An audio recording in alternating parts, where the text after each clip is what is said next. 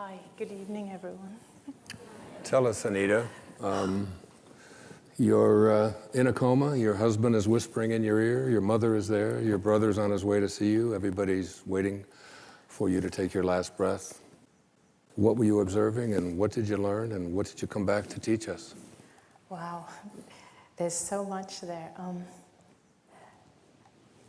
Even though I was in a coma, I was actually aware of everything that was happening around me.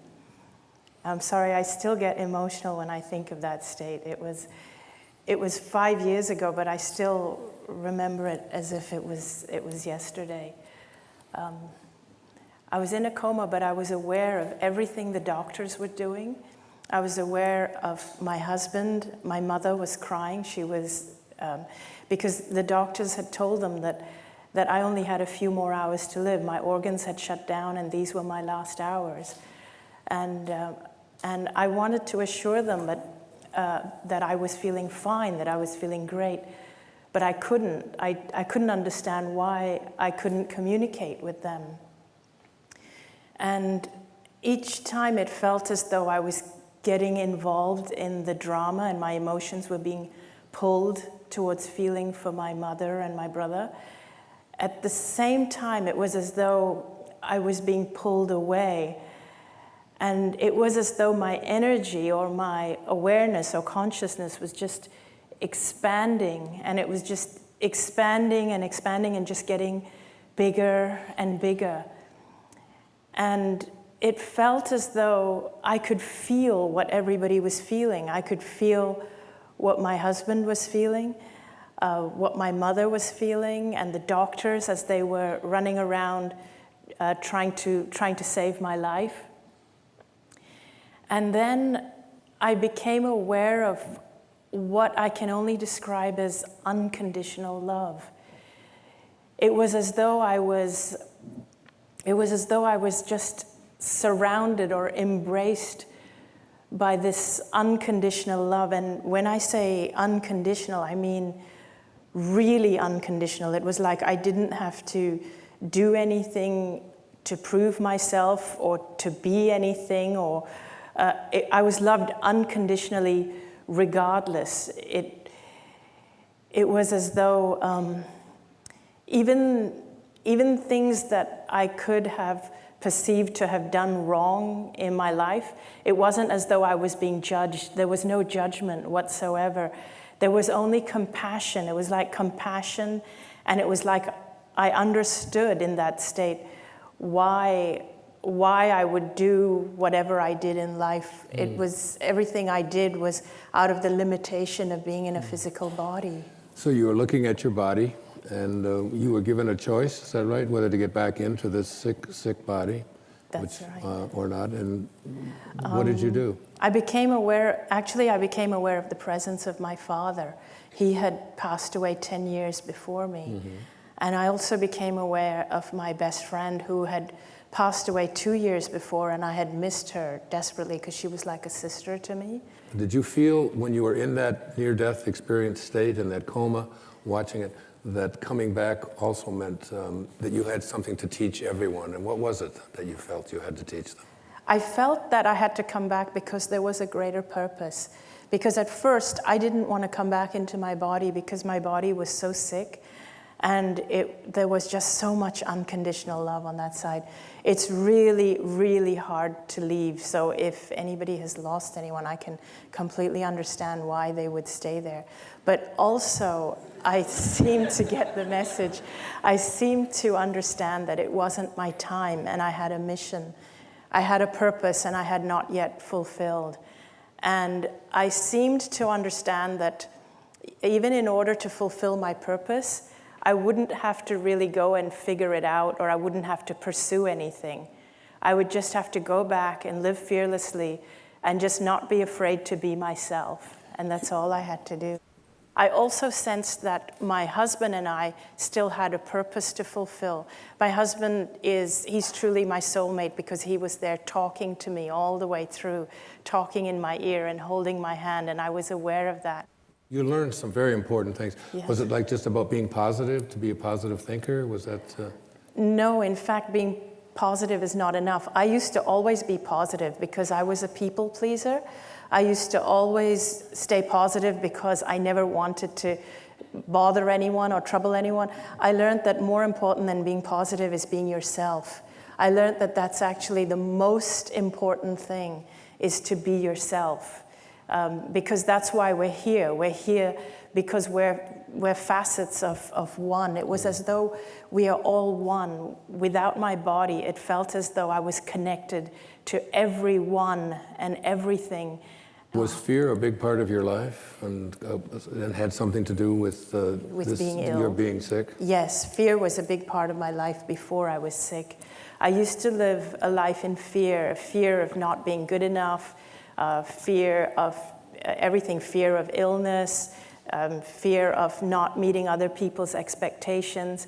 And but my near-death experience taught me that there's nothing to fear. In fact, when I was given the choice, I felt I reached a point where I had the choice of whether to come back or not. And it was my father and my best friend who actually said, now that you know who you truly are, go back and live your life fearlessly. And have you been doing that? Yes, I have. Ladies and gentlemen, Anita Moorjani. There was a time shortly after he passed away that whenever I was speaking at an event and whenever I would talk about Wayne, the lights would flicker. Always. I would just talk about him and the lights would flicker. And so then, you know, and I didn't notice at first. We would, the people, the AV people, the tech people would go scurrying around wondering, why are the lights flickering? And then as soon as I acknowledged that it's Wayne's doing it, they stopped flickering. But one time I was at an event where I was speaking and suddenly there was a total power cut. Everything went off, like the lights, the microphone, everything. And so everybody was in the dark and I was standing on stage and nobody could hear me. And so, of course, the AV people were so nervous and they were so stressed and they went to look at fuses and they were running around scurrying, trying to figure it out. And then I figured it out. I mean, I should have thought of that earlier, but I thought, that's Wayne. And then I realized I had not spoken about him through that event. So I thought, okay, you're mad at me because I didn't acknowledge you. So then I just screamed because the mics weren't working. So I just shouted out at the audience and the AV people. I said, I know what it is. It's Wayne. He wants me to talk about him. Wayne, I'm acknowledging you. Please stop messing around. And everything went back on. They do that. They mess with us. And Wayne wasn't doing it from a place of ego where he needed to be acknowledged or thanked. Wayne was just messing with me because that's who he was. They show us, they appear in the way that we knew them. He used to have a lot of fun and he used to have fun picking on people, teasing people in a fun way, in a harmless and fun way. And so he brought me onto the stage, and I'm going to go a little deeper into what happened during my near-death experience. But before that, I want to share with you just a little funny story about the first time Wayne brought me on stage after he discovered my story, and he had Hay House, the publishers, fly me to Los Angeles. I was living in Hong Kong, and they flew me to Los Angeles to come and speak at an event in Pasadena. Now, I want you to bear in mind that I am somebody who, my background was, I was just this person living in Hong Kong. Nobody knew who I was. I had no books written, nothing. I was just this person who lived in Hong Kong. And my entire life, I was somebody who was fearful, shy, never thought of myself as a public speaker. I was someone who was bullied as a child. I was brought up in a culture, Indian culture, at a time when there was a lot of gender disparity, and women were, our role in our community was to serve the men in our culture. Our worth was measured by how valuable we were to the men in our community. So that's who I was. And so when this story went big and Wayne discovered it, and I'll tell you a little bit more about it later, he had me fly to Los Angeles. They flew my husband with me as well. And so I am like the least qualified person, if you look at my background, for source to pick on for this to happen to be standing on stage. Anyway, so they fly me to Pasadena, and I'm sitting in the audience, and I'd already met Wayne. We had a long conversation, and he told me, I'm going to bring you up to the audience. That was just a couple of weeks before this video you just saw. It was shot just a couple of weeks. I was flown to Pasadena, flown to LA to speak in Pasadena, and then to go and record the PBS, which is the clip you saw.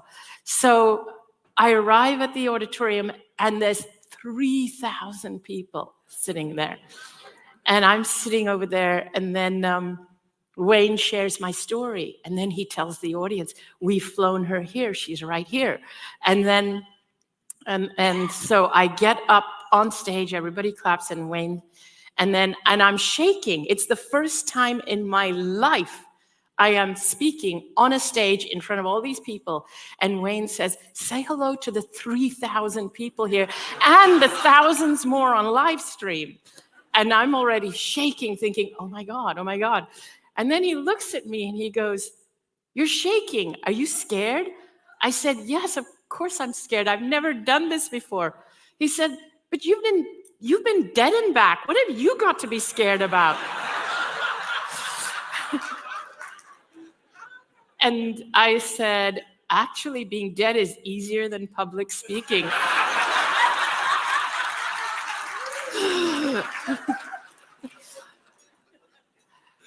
So that was the start of my life doing what I do today. But rewinding back to my near-death experience. Now, I know many of you here in this room have had NDEs of your own. If not NDEs, you've had STEs or some kind of an unexplainable experience. All of you in this room are somehow either curious about the afterlife, have a connection with the afterlife, have experienced the afterlife. You are a beautiful audience because you're open. Most of the people in the world out there are not like you. Would you say that? Yeah, I mean, how many of you are going to go back to work in a regular job, in a regular office? How many of you are actually going to share that this is what you did this weekend? So, going back to where I was in the near-death experience, I love sharing with an audience like this because you're so open. We go deep into the conversation. I don't have to deal with convincing skeptics. I don't have to go into the whole that it could happen like this. I like to dive straight in to the other world. So the physical state that I was in at that point, as I said in the video, or as Wayne said, my body actually weighed about 85 pounds, and I had tumors the size of golf balls. So I had lymphoma, and I had tumors the size of golf balls from the base of my skull, all around my neck, under my arms, in my chest, all the way down to my abdomen. My body had stopped absorbing nutrition, which is why I weighed about 85 pounds. My muscles had atrophied, and so I could no longer walk. I couldn't even hold my head up like this. My head was always hanging down because my neck didn't even have the strength to hold my head up. And I would either be in a wheelchair or on a bed, but if I ever lay flat, I would choke because my lungs were always filled with fluid. I frequently had to go and get the fluid drained out of my lungs. And so my lungs were filled with fluid and I couldn't even lie down flat. And I had open skin lesions. And so when I was, so on February the 1st, I went into a coma. And when the doctors, and I was at home, I was being cared for at home. My husband called the doctors and they told him that he had to rush me to the hospital. And when the doctors looked at me, they said, "These are my final hours. I'm not going to come back." And unbeknownst to everybody, I was feeling amazing and incredible and light and free. My physical body was dying and in a coma, but I had left my body and I was observing everything. I was aware of my body, but I felt so powerful. And I felt so powerful, and I just wanted everybody to know how I felt. I wanted my family to know because I could see they were distraught. But you see, when we have no physical body, we have no biology. We have no vocal cords with which to communicate with people. And I was just observing, and even observing, it wasn't with physical eyes. It's like I had 360-degree peripheral vision because it was pure awareness. We don't use our physical eyes. Like when you use your eyes, you have to turn your head to look at things. When you're without your body, you don't have a head to turn. You're just aware, just pure awareness. And in this pure awareness, I could see so much that was beyond even the room that my body was in. I could hear conversations that were outside the room. And later when I came back, I relayed these to my husband and he said, "There's no way you could have heard them." But I want to share with you a few things that happened on the other side, because what I want to share with you is really what informs my thinking that has helped me to live this life. And I share this in the hope that it can help other people who've had experiences or who struggle to live in this physical life. There are many people who really struggle to live in the physical because they're so connected to the spiritual. And even if you don't feel connected, or even if you don't feel that you are being helped by the other side, or you feel you're losing the connection, I hope that what I share will help you to reconnect. And I hope it'll help you to make your life a little bit lighter. And that's the reason why I share what I share. You see, I truly believe that what happened to me can happen to anyone if only you knew what it was that actually happened. I don't believe that I'm special or chosen. I just believe that it was the perfect storm of who I am, where I was in my life, and the things that happened. So that's why I share it, because I want to make things like this, like healing from end-stage cancer or a connection to the other side. I want to make things like this normal. I want to normalize conversations around this. So that's why I share what I share. So while I was there on the other side, one of the first beings I encountered who I felt was guiding me was my dad. And what I want you to know about my dad is that during my physical life, he and I had a very turbulent relationship. But all I felt from him when I crossed over was pure, unconditional love. You see, I mentioned to you that in my culture, that we were brought up to be subservient to the men in our community. My parents are Indian, they're Hindus, so I'm ethnically Indian, but I grew up in Hong Kong and I went to a British school. And Hong Kong is predominantly a Chinese city where the most practiced religions are Buddhism, Taoism. And in my school, my peers, my fellow classmates and students were all British, and they were Caucasian. I was an ethnic minority. I was one of very, very few people that was not British or Caucasian. And so in the school, the kids went to church on Sundays. We went to the temple on Mondays. So I was different. I've always been different wherever I am. And my dad wanted to groom me for an arranged marriage, which was normal in my culture, and more so when you live in a community away from your own culture, because they're afraid that because I'm not living in India, I'm going to meet somebody and marry someone that's not from my culture.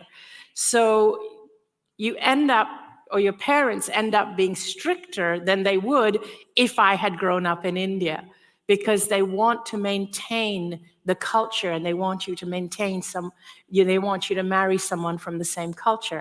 So as I grew into my teens, my parents were grooming me for an arranged marriage. And just a little bit about me.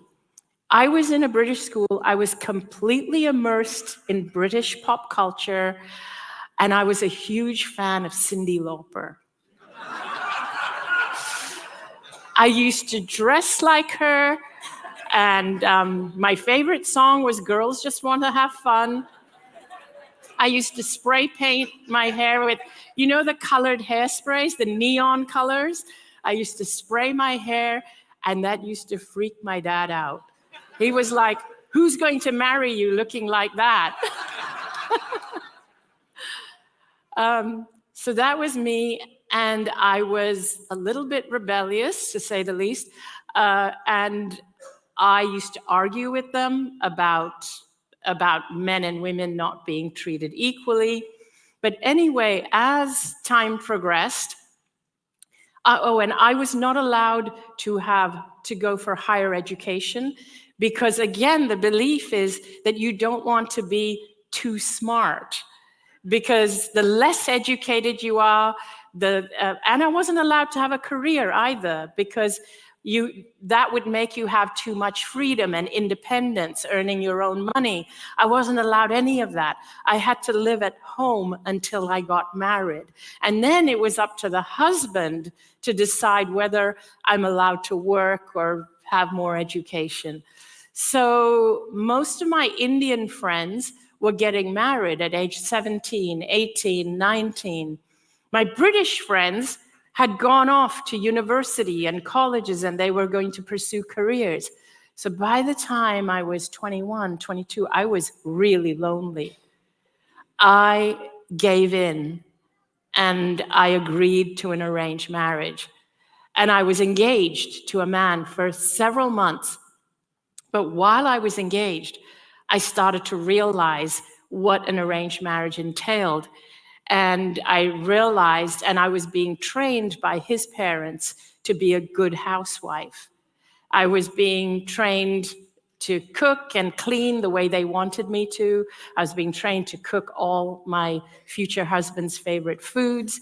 And I was told I would be living with him and his parents, and I would have to wear Indian clothes all the time and go to the temple twice a week. And I said, oh, does my future husband go to the temple twice a week? And they said, no, he goes out drinking with his friends, but you'll have to go to the temple with your mother-in-law. When I started to realize what I had signed up for, and I remember this is the person who worshipped Cyndi Lauper. I knew that I had made a mistake, but I was too scared to leave. At first, I was too scared to leave. And I stayed in the engagement because I knew that it would cause furor in my community and it would bring shame to my parents. But finally, 3 days before the wedding, my future husband and I had a little bit of a falling out, a little longer than that. Like, we had a falling out about a week or so before the wedding. And his mother forbid us to see each other until after we were married.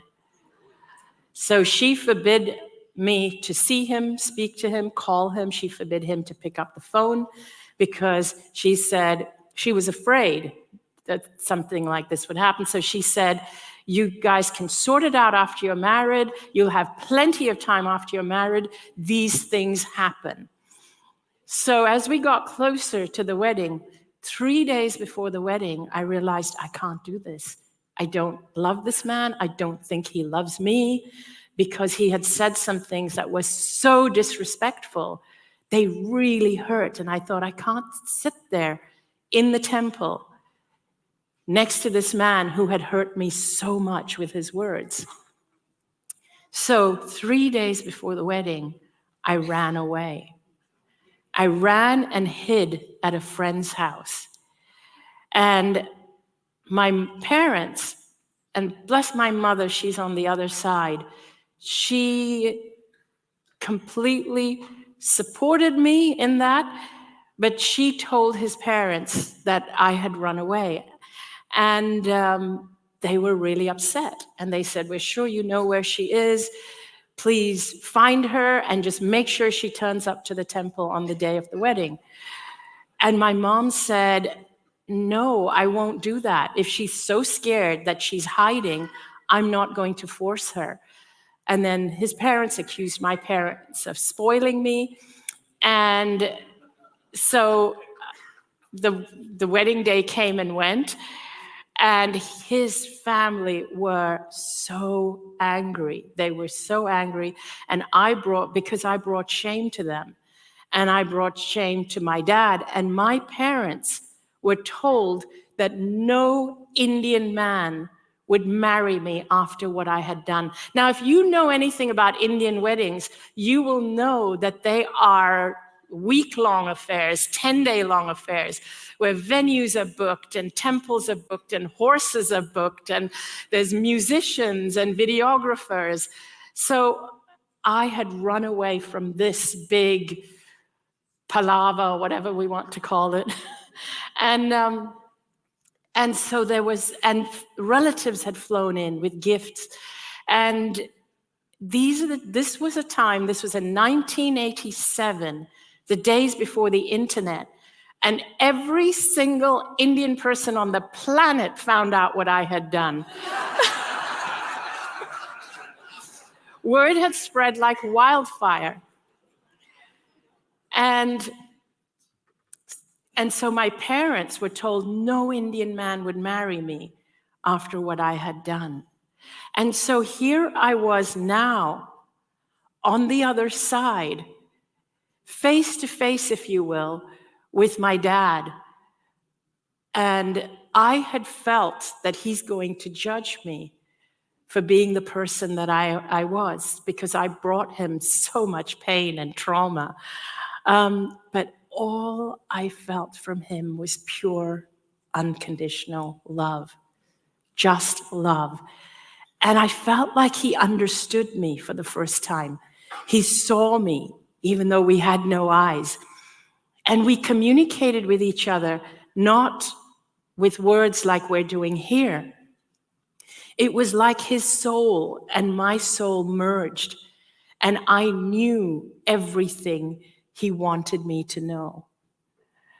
And we don't need vocal cords on that side. We don't string words together in sentences. We just merge and we know everything. And what I realized is that those who hurt us the most in physical life, when we pass away, they are the ones who love us the most from the other side. Because when we cross over, we don't just leave behind our physical bodies. We leave behind our culture, our race, our religion, our beliefs. We leave behind all the baggage, the trauma, everything that we've accumulated over a lifetime. All of that gets left behind. Did you know that race, religion, culture, all those things are a here thing?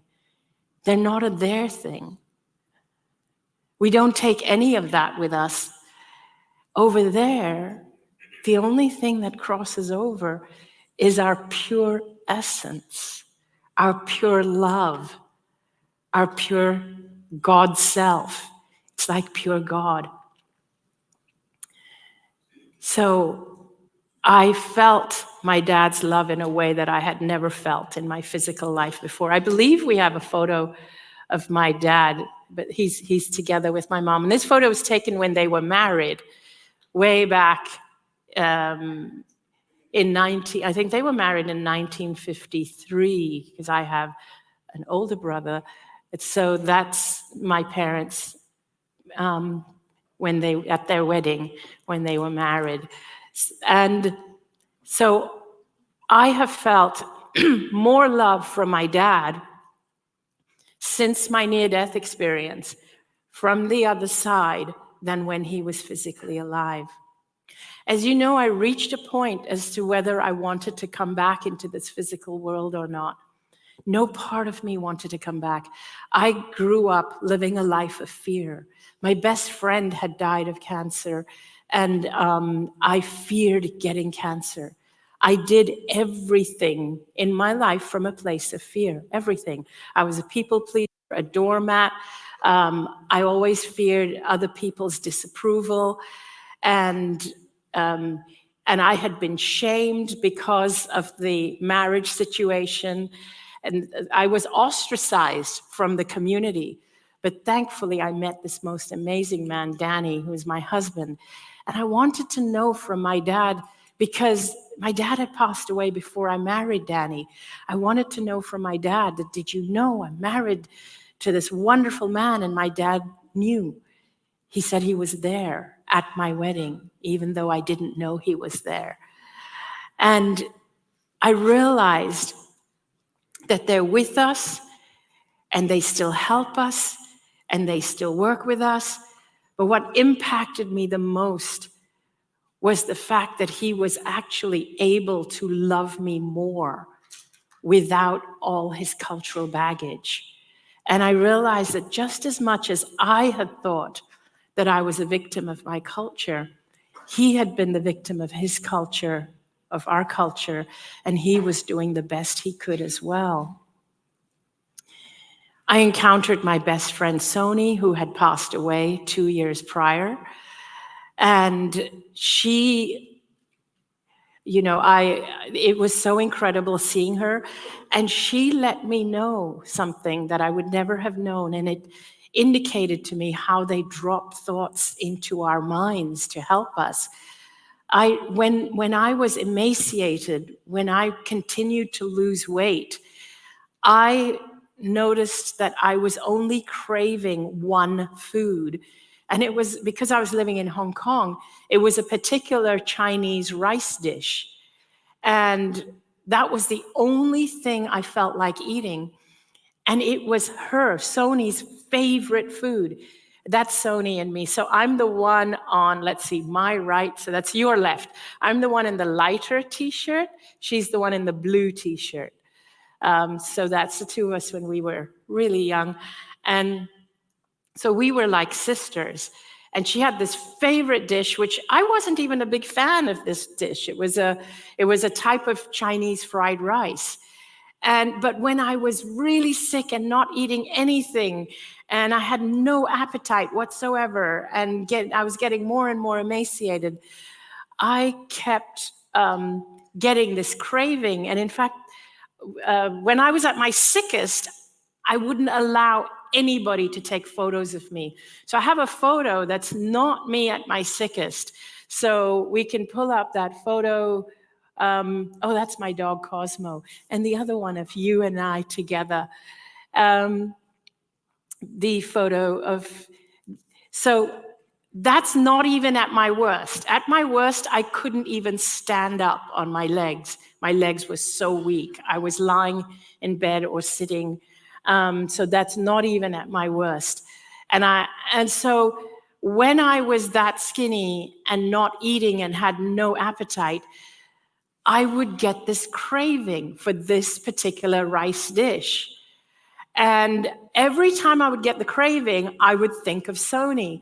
And I would say to Danny, do you know I've got a craving for this particular rice dish and it's the only thing I feel like eating. So he would drive down to the Chinese restaurant and he would pick it up for me. And, they would try to give me other foods, healthier foods. I didn't want anything.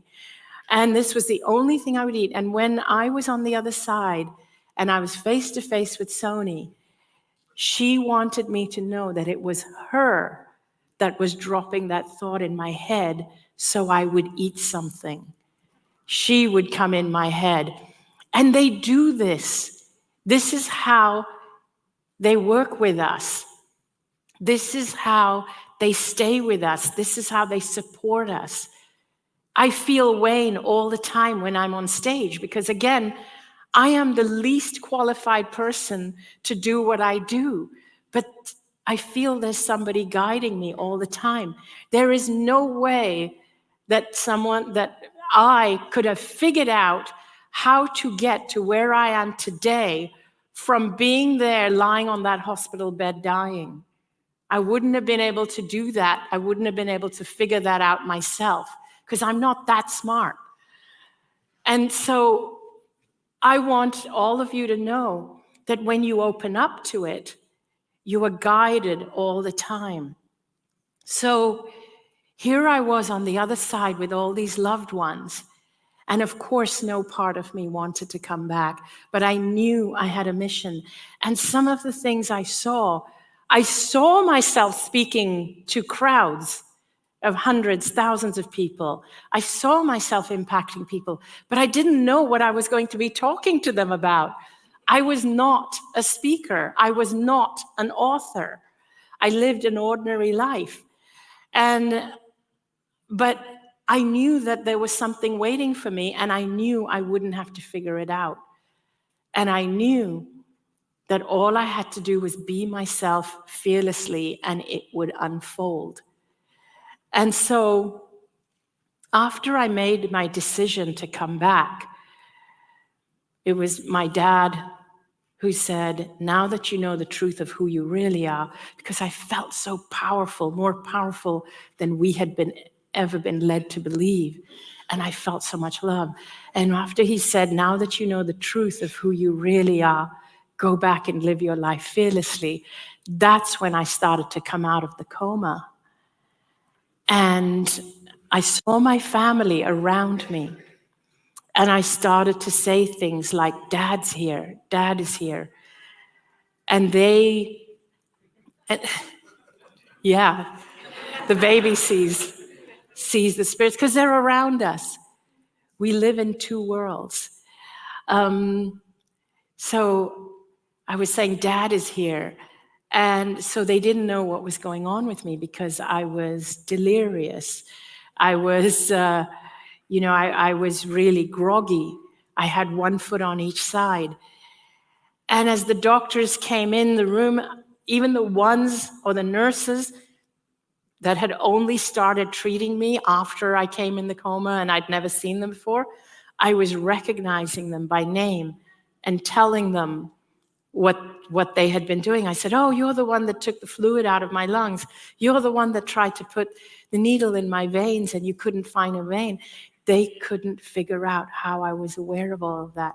And then when I told my husband conversations that the doctors had had with him down the hallway, he couldn't believe it. That's when, well, he did, but that's when my family knew that something had happened. Even the doctor who was treating me, I actually told him later that this is what happened to me. He completely believed me because he said, you're not the first person to give me a story like this. And he knew that there was no way that I could have come back from that. Now, when I came out of the coma, and the beginning, the doctors were still telling my family that don't raise your hopes that I was still in a critical condition because I still had all these tumors the size of golf balls. But within 5 days of coming out of the coma, the tumors were shrinking and softening, and you could visibly see that they were reduced in size dramatically by about 60%. Within 3 weeks, they couldn't find any trace of these tumors. In 5 weeks, they were waiting for me to get stronger and stronger before they ran more tests, because the tests became more and more invasive, like bone marrow biopsy. And so when they did the bone marrow biopsy, again, they found no trace of cancer. Then they told me that they would have to do reconstructive surgery on my skin lesions because my body didn't have enough strength and nutrition to heal those on their own and close the wounds. But even those started to heal on their own. And the doctors said they have never seen anything like it before. So 5 weeks after coming out of the coma, they let me go home to live my life cancer-free. And that was on March 9th, 2006. Thank you. Thank you.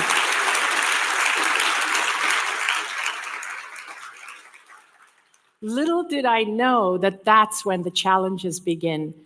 Taking that world and applying it to this world. So in the beginning, when I came back, I was euphoric. I was like euphoric. I wanted everybody in the world to know that this is who we really are. Oh my God, all you have to do is be fearless. All you have to do is really love yourself. That was the most important lesson I learned, because I'd never allowed myself to be who I am. And I wanted everybody to hear it. I wanted to shout it from the rooftops. In fact, I was so euphoric. I've always loved music. Like when I was much younger, I loved Girls Just Want to Have Fun. And my song of coming out from the NDE, for some reason, was Dancing Queen by ABBA. It just made me so happy. And I would play Dancing Queen over and over and over again. Even in the hospital, I was playing it. In my hospital room, I was playing Dancing Queen over and over. It just made me so happy. It was a reflection of my mood coming out of the NDE. Because Dancing Queen had come out years ago during a very, very happy time in my life. So I was just listening to it over and over, and I couldn't get enough of it. But now I was healed. I had my life to live ahead of me, and I was so elated. And I took this light out into the world, and that's when I was in for a rude awakening. How many of you relate, raise your hand, as to how hard it is taking this content, taking your light, taking your near-death experience, taking the love, taking all that into this current world, physical three-dimensional world that we live in? You relate to it. There's quite a lot of hands up. So what I learned from this experience is that we actually live in two worlds. We live in two worlds. We live in this three-dimensional physical world. But many of you have had a glimpse of another reality that runs simultaneously to this one. For me, that's how I would explain what happened to me. I was immersed in another reality. It's not in another place. It's just outside of the spectrum of awareness that we have in three-dimensional reality. So in other words, here we measure everything with our 5 senses. And we live in this three-dimensional world. And we are taught that everything has to be measured with these 5 senses. It has to be measured, it has to be proven, and only then it's real. And anything else we dismiss. Do you know that we are born with an awareness to this other reality? We are born physically. When we come into this world, we are aware of the two worlds. But over a period of years, it gets conditioned out of us. And we consider people, and this is the part that bothers me somewhat, is that people who are more aware of that world are considered less smart. it's considered woo-woo, right? And people who are completely entrenched in this world, who dismiss the other world completely, but who are entrenched in being skeptics. Healthy skepticism is good because you don't want to be duped. You don't want to fall for things that really aren't true or don't serve you.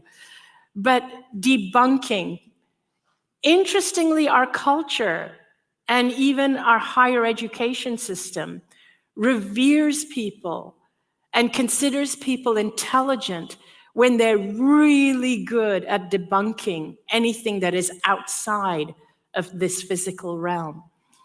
And so that has created an entire culture of people who are entrenched in this physical reality. And here's what I discovered happens. When you cut that part of you off, you're actually cutting a big part of who you truly are.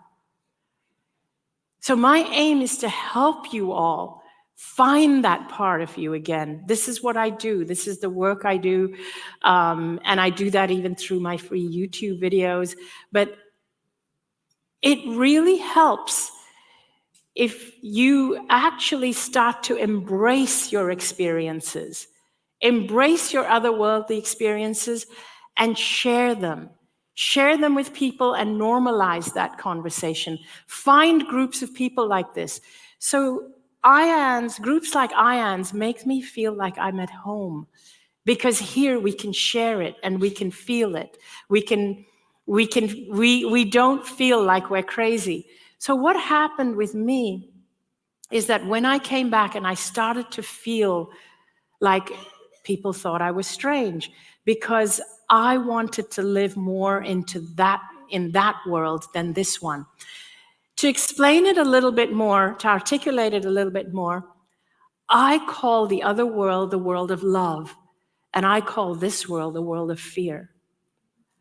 Now, in the three-dimensional, five-sensory world, we are conditioned through fear. We are taught through fear. So most of us fear everything that's different. To give you another example, we fear illness. Our entire medical system is based on avoiding illness and a fear of illness and looking for illness. And what happens? We see more illness because that's where our focus is. We end up magnifying the illness.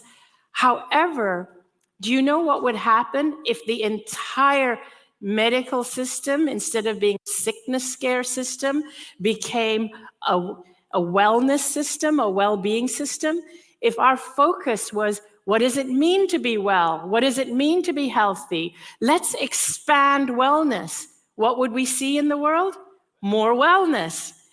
If our media was all about, let's all actually learn to feed each other instead of killing each other. Let's spend our money on food instead of nuclear weapons.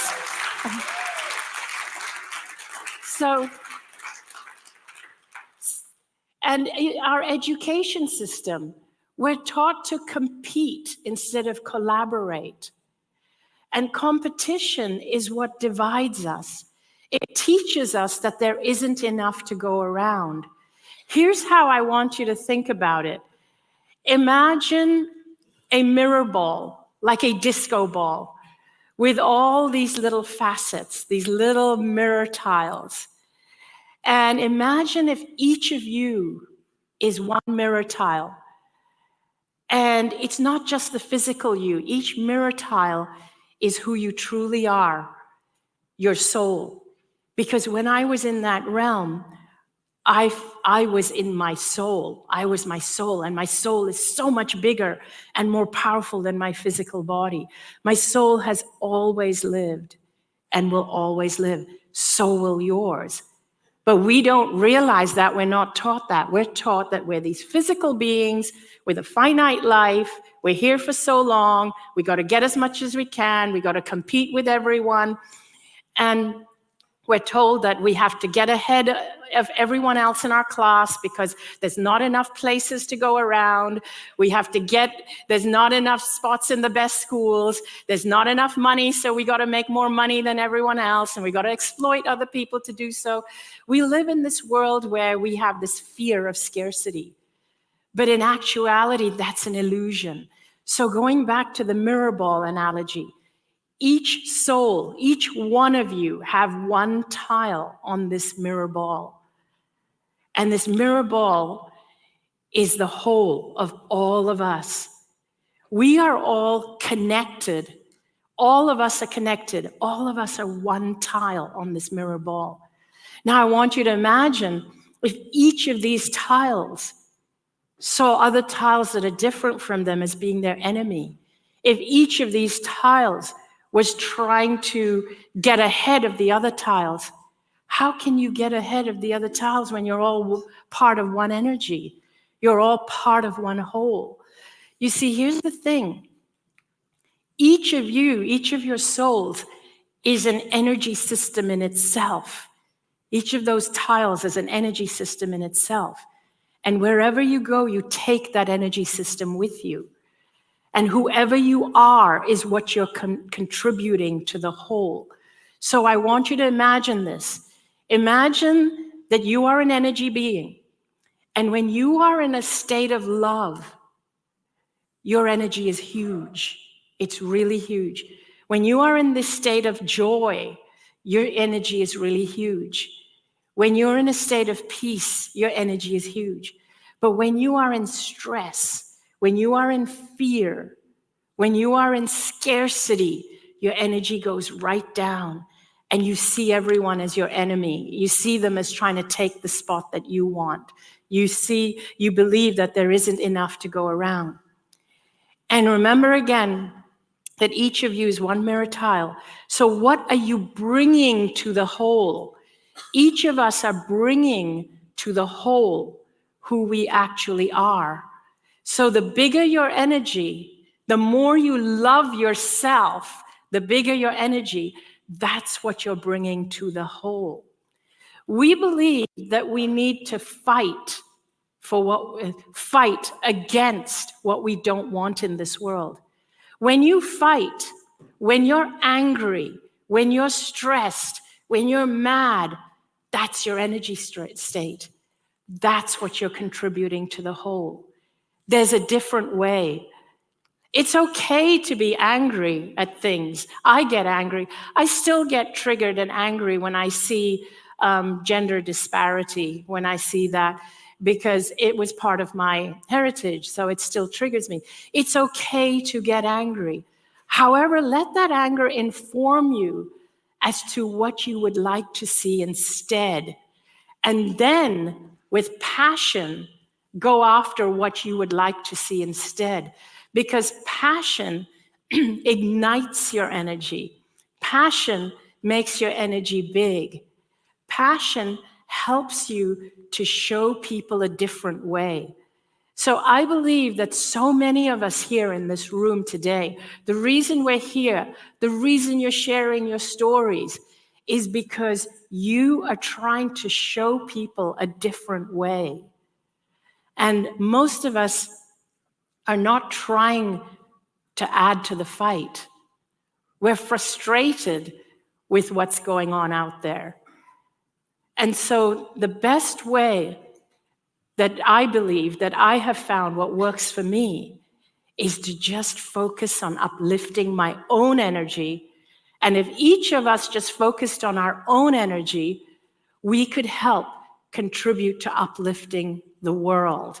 And at the moment, it feels like we're in two worlds because there are a lot of people that are living in fear. And then there are us who are trying to live in love. And we want to create more of this. So just focus on your own energy. And there are so many ways that you can uplift your energy, because even if you don't meditate, even if you don't believe in spirituality, even if you think I'm delusional and nothing I said makes sense, If all you did was uplift your energy, your life would improve exponentially. And that's not hard.